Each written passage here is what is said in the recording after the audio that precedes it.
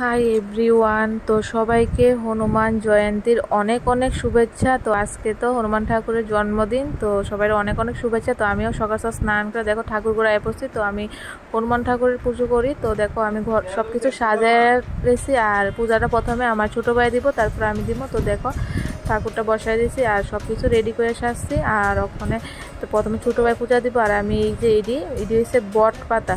তো এখানে বট পাতা আমি 11টা বট পাতা নিছি। তো আমি যে 11টা বট পাতা নিছি, তো ওইটার ভিতরে আমি জয় শ্রীরাম রেখমো। তো সিঁদুরের ফুটা দিয়ে ওইটার ভিতরে আমি জয় শ্রীরাম রেখমো, সবটি পাতার মধ্যে রেখমো হিন্দিতে।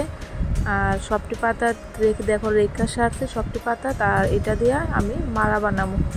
তো সবটি পাতা দেখা হয়ে গেছে, এটা লাস্ট পাতা। তো 11টাই নিছি, আর ওইটার ভিতরে সবটা সুন্দর করে একটা মালা বানাবো, তারপরে দিয়ে এসে এটা ঠাকুরের দিব।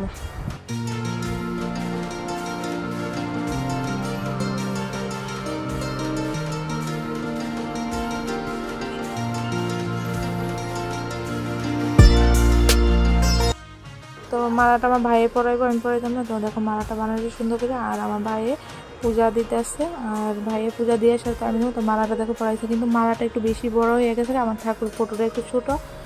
আর ভাইয়ের পূজা দিয়ে সারলে তারপরে দিয়ে আমি দেবো। আর ভাই ওখানে হনুমান চালিসা পড়তেছে, তাই তো ভাই পড়েছে, তো আমিও পুজো দিব ঠাকুরের।